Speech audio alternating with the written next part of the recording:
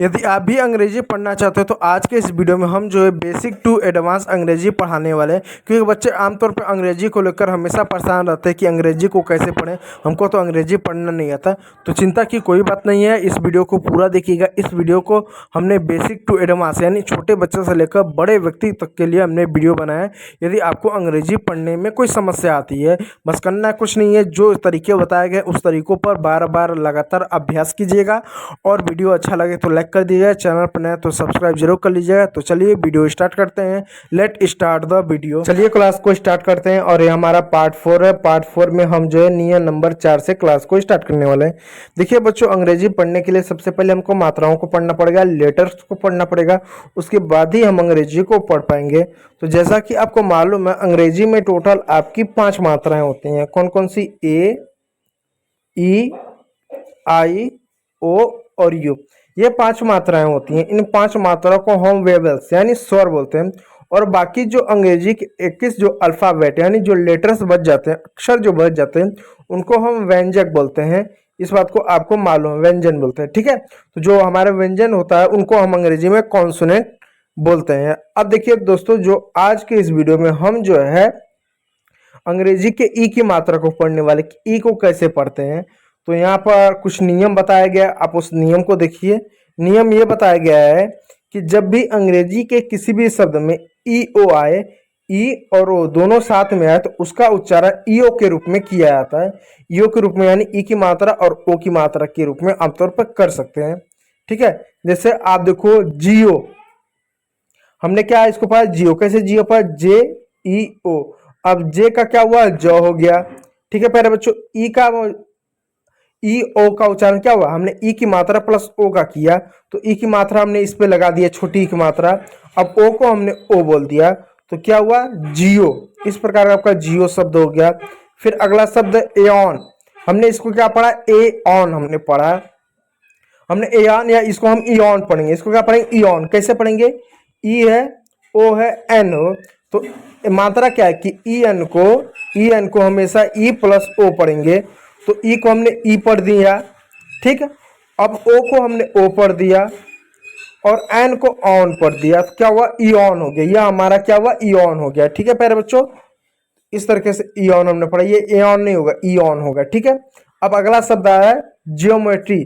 इसको जियोमेट्री नहीं, इसको जियोमेट्री पढ़ेंगे। कैसे पढ़ेंगे? अब जरा ध्यान से देखिएगा। जी है, ई है, ओ है, फिर M E T R Y. अब देखिए जी का क्या हुआ? ज हो गया। अब इस ई ओ का क्या पढ़ेंगे? ई पढ़ेंगे प्लस ओ पढ़ेंगे। तो अब इस ई को इस ई की मात्रा के ऊपर लगा दिए, ओ को ओ लिख दिए, ठीक है। अब इसको मेट्री पढ़ देंगे, जियोमेट्री, ठीक है। तो इस तरह से हमारा हो गया जियोमेट्री। तो कभी भी ध्यान दीजिएगा, जब कभी भी आपको अंग्रेजी में ई ओ मिले तो उसका अर्थ ई, छोटी ई प्लस ओ का ही उच्चारण आप हमेशा करेंगे। इस बात को हमेशा ध्यान दीजिएगा। चलिए 9वां नियम को देखते हैं। 9वां नियम क्या है? 9वां नियम यह है कि जब भी अंग्रेजी में ई और यू आए तो इसका उच्चारण हमेशा यू की मात्रा के रूप में करेंगे। जैसे एग्जाम्पल तौर पे देखिएगा, यूरोप, हमने यूरोप पढ़ा। कैसे पढ़ा? अब देखिए जो ई और यू है तो हमने यू पढ़ दिया, आर है, आर का र हुआ, ओ का ओ की मात्रा हो गया और पी का प हो गया। और मैंने बताया किसी भी शब्द के अंत में जब ई आता है तो ई साइलेंट होगा, तो ई साइलेंट हो गया, तो आपका हो गया यूरोप, ठीक है। उसी प्रकार बच्चों इसको क्या पढ़ेंगे? आप ध्यान दीजिएगा। ई यू है तो ई यू को क्या पढ़ेंगे? यू पढ़ेंगे। फिर एल, एल को क्या पढ़ेंगे? ला पढ़ेंगे। ओ को औ की मात्रा इस तरह से होगा औ। और जी वाई को क्या पढ़ेंगे? जी पढ़ेंगे। जी को क्या पढ़ेंगे? जी जो है हमारा, इसको जो है ज पढ़ेंगे, ठीक। और मैंने ये भी बताया है जब किसी शब्द के अंत में वाई आता है तो उस वाई का उच्चारण बड़ी ई की मात्रा के रूप में किया जाता है। किसके? बड़ी ई की मात्रा के रूप में किया जाता है, इसलिए हो गया जी। तो क्या हुआ? यूलॉजी। तो क्या हुआ? यूलॉजी हो गया। तो अब जी क्यों आया? क्योंकि लास्ट में ना वाई है, वाई को हमेशा ई की मात्रा के रूप में पढ़ते हैं। जैसे आप देखो हैप्पी शब्द हुआ, अब हैप्पी में कैसे आप पढ़ोगे?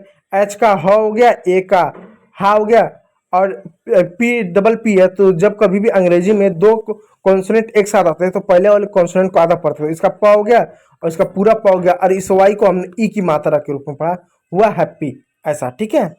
इस बात को याद रखिएगा। तो इसलिए यूलॉजी हो गया। ठीक है प्यारे बच्चों, चलिए 10वां नियम है जो आपका अंतिम नियम है। अंतिम नियम यह कहता है कि जब किसी वर्ड के लास्ट में ई आए तो ई हमेशा साइलेंट होता है। जैसे मैं आपको एक शब्द लिखता हूँ, जैसे मैंने लिखा है नेम।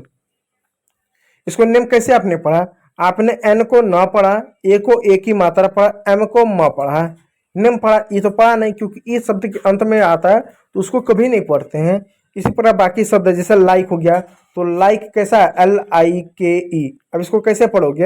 एल का ल हो गया, आई का आ की मात्रा हो गया, के का क हो गया, तो क्या हुआ? लाइक। ठीक है, लाइक। इस तरह से आप का लाइक हो गया। ई को आपने पढ़ा नहीं, ई को आमतौर पे हम पढ़ते नहीं है, तो लाइक हुआ, बाइक हुआ, गिव हुआ, ठीक है, लाइफ हो गया, माइक हो गया, टेक हो गया, शेयर हो गया, फेट हो गया, मेक हो गया, आदि शब्दों में हम ई का उच्चारण नहीं करेंगे, ई यदि लास्ट में आएगा। तो उम्मीद करूंगा वीडियो अच्छा लगा हो। यदि अच्छा लगा हो तो लाइक कीजिएगा, चैनल पर नया तो सब्सक्राइब जरूर कर लीजिएगा।